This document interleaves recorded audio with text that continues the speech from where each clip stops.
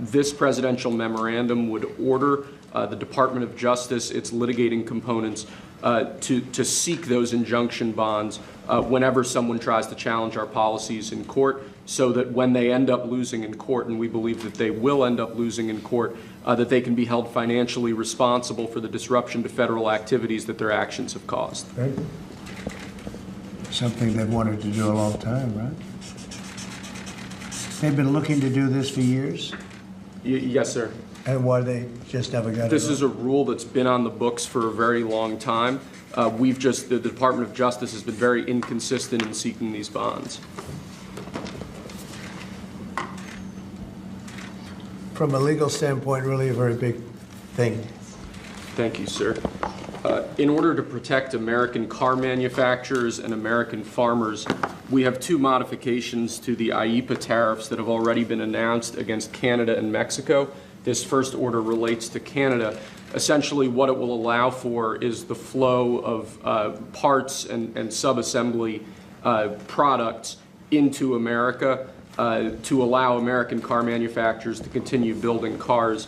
It basically excludes USMCA-eligible goods from existing tariffs, and also in order to help our farmers at this crucial time of year, we're going to be reducing the tariff imposed on Canadian potash from 25% to 10%. So this is a modification to our tariff regime to protect American car manufacturers and American farmers. It basically makes it more fair for our car manufacturers during the short-term period before April 2nd. April 2nd is a little bit different. That will be much more significant. But during this interim period between now and April 2nd, this makes it much more favorable for our American car manufacturers.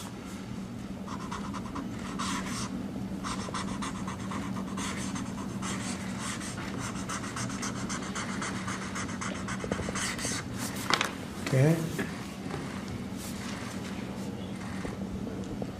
Can you see that, Peter? Look, nice to be tall, Peter, right? I see right over it. You can see it so nice. That's why he's such a gentleman. He doesn't have to rush. Okay. And this is the same just for Mexico, sir, the previous one. Same thing for Mexico. That's One exactly for Canada, one for Mexico. Yes, sir. They've been in the news lately, haven't they? And I spoke to the president of Mexico, wonderful woman, today, and we helped them out with the problem they were having to do with the tariffs, short-term tariffs. And we had a very good conversation. Also, we discussed drugs, and they've been working much harder lately. Do you notice that? On people coming in and drugs, and we've made tremendous progress on both.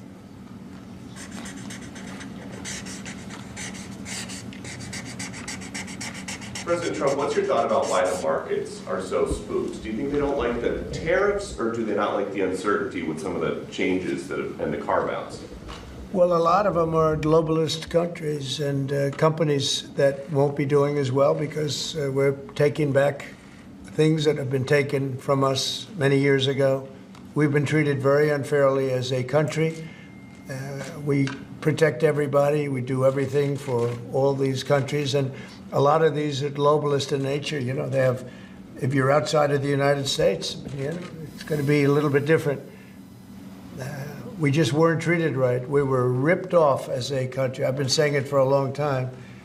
And I did it to a certain extent in the first administration, but with COVID coming in, we had to focus on that toward the end. But we had the greatest economy in history in the first administration, and I think we'll do even better now.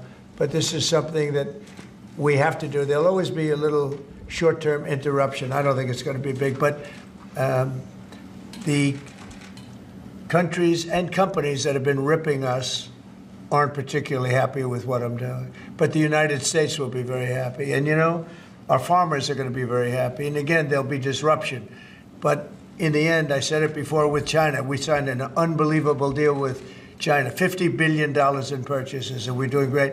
Biden, however, when he came in, they never enforced that deal.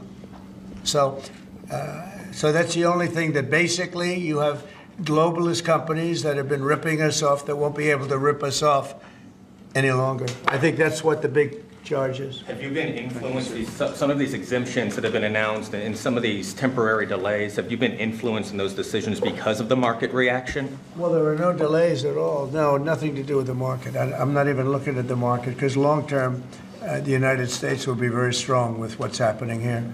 Now, these are countries and companies, foreign companies, that have been ripping us off, and no president did anything about it until I came along, and then I did a lot about it. You know, we took in tariffs from China $600 billion. Nobody else took in 10 cents from China. They never did. But when COVID came along, we had to focus on COVID. We did a great job. We got rid of that.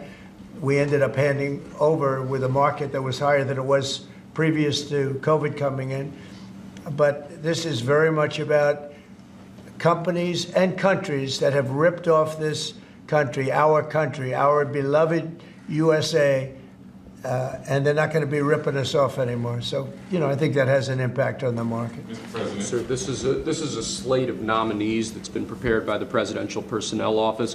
It includes a number of sub-cabinet level appointments, a number of your ambassadors that have been previously announced, and also, crucially, given the administration's concerted effort to focus on violent crime, it includes a number of U.S. attorneys in major cities that have real crime problems. Okay. Some very good people, too. Thank you, sir. And then we have a number of ceremonial proclamations that Lindsay Halligan is going to. So two very special proclamations, the first of which is a proclamation that proclaims March 2025 as Women's History Month in honor of all the wonderful women in your administration, all the wonderful women in America, and in honor of everything you've done for women and this administration has done for women in just, what, a month and a half? So. Yeah, we've done a lot. And women have done a lot for us, right? This is an honor. We have a wonderful woman here, Maria Bartiromo. Thank you so much. Nice to have you, Maria. Thank you very much, Mr. President, and thanks for all that you're doing for women. Thank you. She's going to do an interview of me later. Maybe I shouldn't do this interview. I should be like Biden, not doing the interviews.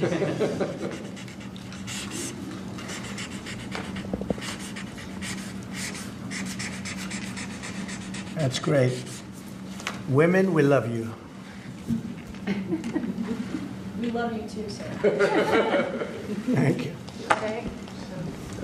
Thanks, Lindsay. So the second one is a proclamation proclaiming March 2025 as Irish American Heritage Month in honor of, well, to commemorate our amazing friendship between America and Ireland, and to just honor all of the Irish Americans. And I'm a little bit biased because I'm American and Irish, but Good. Yeah, well, great people.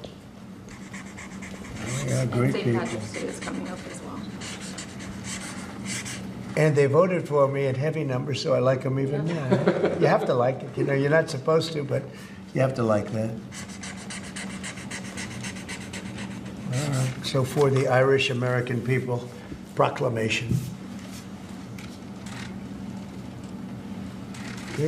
Thanks. President. Thanks, Lindsay. Mr. President, your envoy, Steve Witkoff, told us a little while ago that if Hamas does not release hostages, that the U.S. and Israel could take some action. What does that mean in your eyes? Is that military action? Would you join strikes with What are you Israel? going to find out?